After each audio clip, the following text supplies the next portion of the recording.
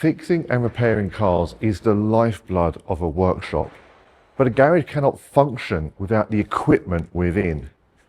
From lifts and ramps and emissions testers through to modern systems for ADAS calibration, garage equipment is an important consideration for any business. Making sure that you have the right equipment in place to service the vehicles you want and carry out the work that you want to do is essential. But with the expense of garage equipment, it is not simply something you can dive into without doing research first. So how can you get the best out of the garage equipment that you want, get the best return on investment, and overall make sure that you're staying safe when working with the equipment within? So when it comes to looking for garage equipment, what should businesses be considering to make sure that they stay up to date with the latest technologies available? To me, buying garage equipment or buying garage equipment is like anything in business. You should be looking at a life cycle. You should be looking and thinking to plan that, okay, my ramp is X years old, or I buy it and I need to depreciate it over a number of years and then think to replace it. A lot of equipment, especially MOT equipment, is a core business need. As such, you need to ensure you've got the latest technology and it's appropriate and correct. Of course, knowing what equipment you want in your garage is one thing, but whether that equipment is good for your business, whether it fits into your workspace or into your servicing schedules, is another. There are other considerations that you need to make when doing your research. Every workshop has a different workspace, so space providings, space limitations, level of technical ability as well, and capability. Choosing equipment that aligns with your capabilities in a workshop is absolutely massive, because if you go real high end of the equipment but your ability is actually quite low, there's quite a lot of wasted money involved in that. And obviously we try and avoid over quoting, certainly on equipment, if it's not necessary. You know, if a customer comes to us and says we've got an old tire machine and it won't do over 22-inch wheels or 20-inch wheels, well, we don't try and sell them something that's going to do 28-inch wheels, because we haven't got that in the market in the UK. So we ask them how many tires a week they're changing, and then we can give them maybe a good, better, best option from there. But having a good level of research and knowing what you're purchasing and knowing where you're purchasing it from can avoid costly mistakes, reduces downtime for the business as well, and ensures that the equipment really delivers real value from day one after the install. Now, of course, purchasing garage equipment is one thing, but making sure it's safe is quite another. You don't want to be tripping over the equipment, and you don't want to be under a lift should it fail. So take that into consideration. It's not just about buying, it's about maintaining, inspecting, and ensuring that those who are using it are safe and that the equipment is up to scratch.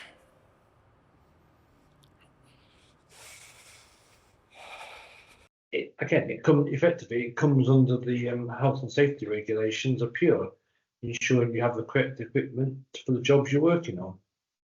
It's not just about, as always say, it's never just about budget, buying the cheap. And a lot of vehicle ramps are rated at 4 ton because that's a generic size they manufacture them in. But if you're working on a long wheelbase Sprinter, yes, 4 ton capacity might be suitable, but the arm configurations might not be. So you need to consider a number of different factors. But the other thing is, again, we'll talk of vehicle lifts. Legally, they are supposed to have them inspected on a 6-monthly basis to ensure they're safe. There's 2 requirements. One is to have a maintenance, one is to have a safety inspection. So both of those are opportunities to be advised of where items or the items are starting to be aged. So the garages should be well aware. Other things like brake testers, again, roller surface and brake testers do wear, but they're on a 6-monthly maintenance for MOT work. So the garage owners should get plenty of upfront advice of this is starting to get old or starting to get worn, so they can plan in for budgetary for replacements. Changing vehicle technologies should also be taken into consideration when choosing garage equipment. Electric vehicles maybe need different tooling, while more and more cars are coming equipped with ADAS, which has its own requirements for tools and equipment in the workshop. So what should businesses be considering when it comes to sourcing equipment for modern technologies such as ADAS? Biggest consideration is space. So some of the emerging Chinese and Asian brands in the country require quite a large amount of calibration space for 360 calibration. So again, that over the head view of the car. Coverage is a big one as well. So we see some big coverage differences even across the big players in diagnostics, from Autel, Bosch, Hella, Texa, Launch, Topdon, ThinkCar. The coverage differs across all the tools. Some give you great overall coverage. Some will give you great European brand coverage. So that's a big one as well. And future proof in that. So how quickly are they updating the tools? How quickly is that company invested in ADAS? When was the last time they brought out an ADAS rig? Do they back it up with extra accessories like mats? And are they bringing out mats for the new JQ and Amoda brands that are coming in, the BYDs, the new MGs? There's lots more to think about now when we're talking about ADAS equipment, other than just thinking it's a rig with a target, they're all the same, we slap it all, we can print a target out on a bit of paper and put it on the wall in front of the car. It just does not cut it. With new equipment can also come a new requirement for training. Understanding what's being used is vital. If you don't know how to use it, especially if it's new equipment for ADAS calibration, diagnostic, or electric vehicle tools, then you're not going to get the best out of them. That's something else that needs to be taken into consideration. It's not just about purchasing and installing, it's also about understanding and using. We must talk about the training aspect of this, though. If we're going to start doing ADAS calibrations on the vehicle, again, align it with our capabilities in the workshop. Have your front of house talking to customers about it. Maybe put those front of house staff on an ADAS awareness course, and also then backing up your technicians with an AOM 230 accreditation, which is run over a 2-day course, and it will allow them to understand the components that they're working on and then gain an accreditation in it as well. New equipment obviously offers the best life cycle, but it is also expensive, and for some garages that cost may be a factor. There is another alternative, however, in refurbished equipment. Equipment that has been repurposed, rechecked, is as good as new, but can be offered at a slightly lower price. But just how good is that option? So unlike a typical used product that can be sold in the market, which is more on the basis of buyer beware, where me as the owner of the workshop, for example, I have to take the risk of ownership of that product. Is it safe?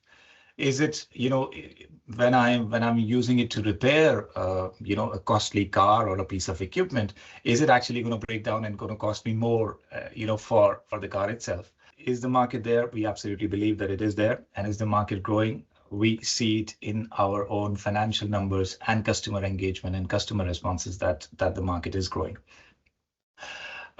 Given the challenges people have started to face, as you call out, with things around cost of living, if again there is an opportunity for them to save on a quality product which may have certain scratches. So if they can live with, in a workshop environment, if they can live with a little bit of scratches, but has the same warranty as a new equipment, just has a little bit of scratches, but it's 15% cheaper. So it sounds a little bit too good to be true, but there is the way where we have spent our time and energy is to build that classification where, taking advantage of certain rules and regulations, we can give our customers a refurbished product, which is called refurbished, but it has the same warranty as a new, and it is at 15 or 20% lower price points. So no matter what you're working on, big vehicle or small vehicle, if you're doing ADAS calibration special, diagnostics, alignment, anything, you need to consider what you're going to be using equipment for and work that into your budgeting. After all, you don't want to buy something that you're not going to use. A 10-ton lift for a maximum of 3.5 tons, for example. Planning is vital when it comes to garage equipment. This is expensive stuff, but there are companies that can help you and work with you to make sure that you're not buying things that you just don't need. The garage equipment offer advice. There is some general advice on the garage equipment website, but all of our GA members will offer guidance and advice. Their sales consultants from businesses should come along and be able to come along, do a free measure. Most do offer free measuring and advising what type of work you're working on. If you're working on cars or vans or whatever, the appropriate vehicle lift and arm configuration for the type of vehicle that they predominantly working on. Yeah, some equipment is more generic, but if the businesses could be focusing mainly on vans, they need a van lift. Just buying a cheap 4-post or 2-post lift might not be appropriate for the work they're doing.